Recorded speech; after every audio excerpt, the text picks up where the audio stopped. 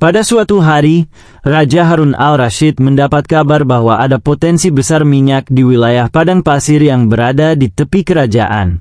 Raja, yang terkenal cerdas namun suka hal-hal unik, merasa perlu menggali sumur minyak itu. Namun, menggali sumur minyak bukanlah pekerjaan sembarangan. Ia membutuhkan seseorang yang kreatif, licik, dan penuh akal. Siapa lagi yang lebih cocok untuk tugas ini selain Abu Nawas? Maka, Raja memanggilnya ke istana. Abu Nawas, kata Raja dengan serius, kerajaan ini membutuhkan minyak dari padang pasir itu. Namun, aku tidak ingin proyek ini hanya sekadar menggali lubang besar. Aku ingin ada unsur seni, keindahan, dan kejenakaan di dalamnya. Bisa kau lakukan? Abu Nawas mengangguk sambil tersenyum lebar. Oh, Baginda, saya akan menggali sumur minyak itu dengan cara yang belum pernah dilihat oleh dunia. Mohon beri saya waktu untuk menyusun rencana. Petualangan di padang pasir. Keesokan harinya, Abu Nawas berangkat menuju padang pasir bersama rombongan kecil yang terdiri dari tukang gali, pedagang, dan bahkan beberapa penghibur kerajaan. Di tengah perjalanan, mereka melewati banyak tantangan. Jebakan pasir hisap. Ketika rombongan tiba di sebuah bukit pasir, seorang pekerja tiba-tiba terjebak dalam pasir hisap. Semua orang panik, kecuali Abu Nawas yang tetap tenang. Dengan cepat ia memerintahkan rombongan untuk melemparkan tali. Namun, alih-alih menarik korban, Abu Nawas malah mengucapkan puisi jenaka. Pasir memakan tanpa garpu, tapi ia kenyang bila aku membantu. Pekerja yang terjebak kebingungan mendengar puisi itu, tapi tiba-tiba pasir hisap berhenti menghisap. Ternyata, Abu Nawas telah mempelajari bahwa pasir hisap berhenti bergerak jika tidak ada tekanan berlebih. Mereka berhasil menyelamatkan korban sambil tertawa lega. Kafilah maling yang cerdik.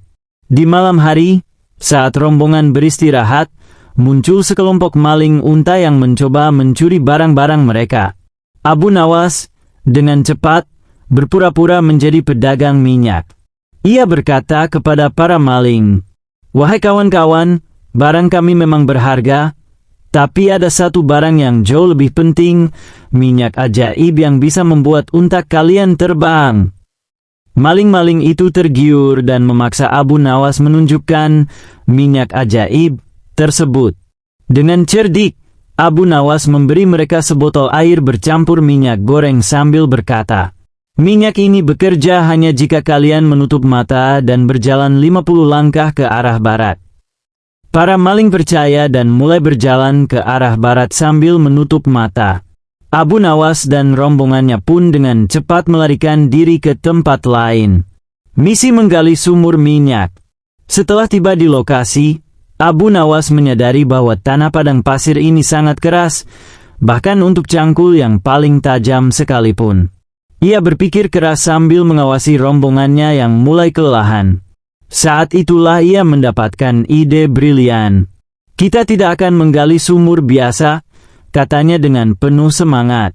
"Kita akan membuat sumur ini menjadi pusat hiburan kerajaan." Para pekerja bingung, tetapi mereka tahu Abu Nawas selalu punya rencana luar biasa. Ia kemudian membagi tugas. Sebagian rombongan ditugaskan menggali lubang besar, tetapi menggali sambil menyanyi dan menari untuk menghibur diri. Ini membuat pekerjaan terasa lebih ringan. Sebagian lagi diminta membangun tiang pancang di sekeliling lubang. "Tiang ini akan kita gunakan untuk atraksi akrobat," jelas Abu Nawas.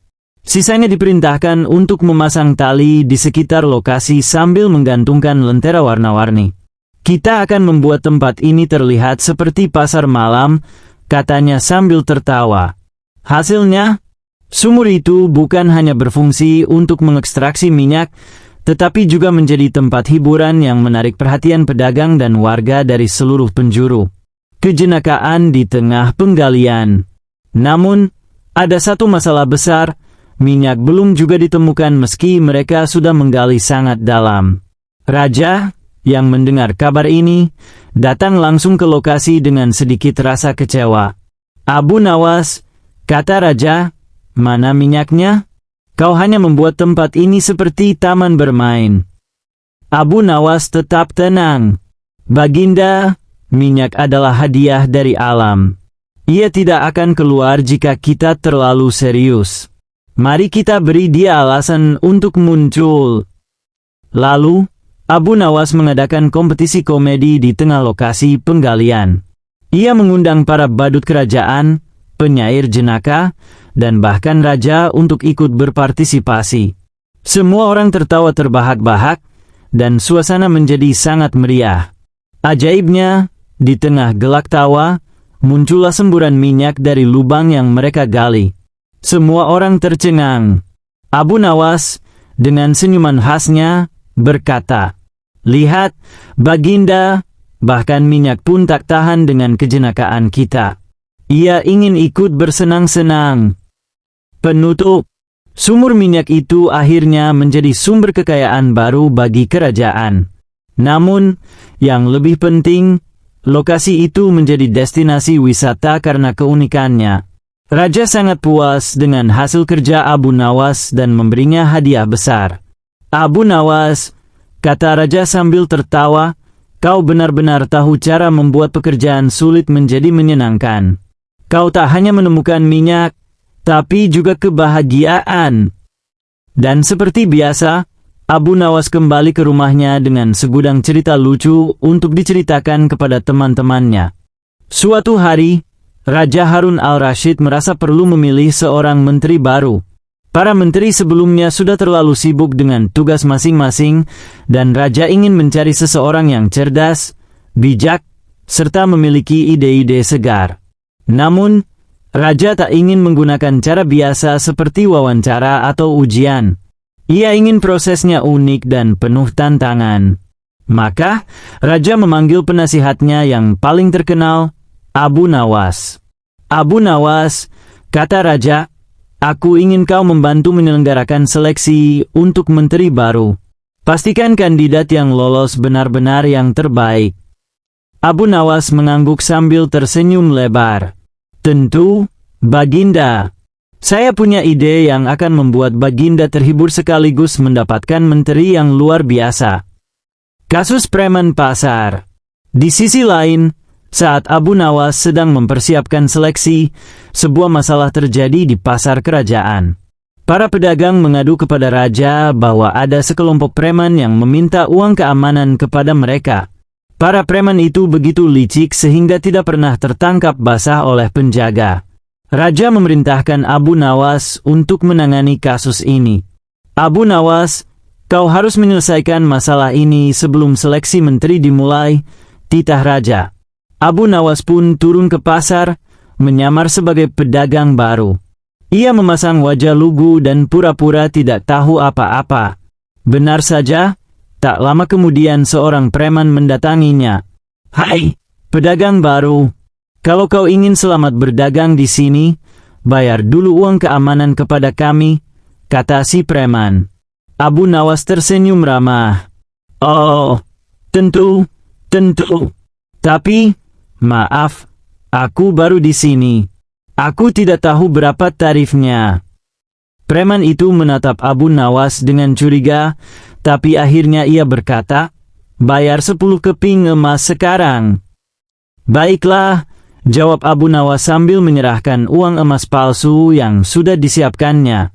Setelah si preman pergi, Abu Nawas mengikuti jejaknya secara diam-diam. Abu Nawas menemukan markas preman di sebuah gudang tua di pinggiran pasar. Ia mencatat semua gerak-gerik mereka dan melaporkannya kepada penjaga kerajaan.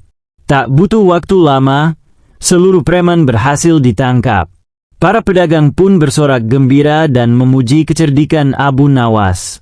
Teka-teki raja. Setelah kasus preman selesai, Abu Nawas kembali fokus pada seleksi menteri. Ia mengundang semua kandidat untuk berkumpul di balai kerajaan. Raja pun hadir untuk menyaksikan acara tersebut. Abu Nawas membuka seleksi dengan sebuah pengumuman. "Wahai para kandidat, untuk menjadi menteri baru, kalian harus menjawab 3 teka-teki. Jawaban kalian akan menunjukkan kecerdasan dan kebijaksanaan kalian.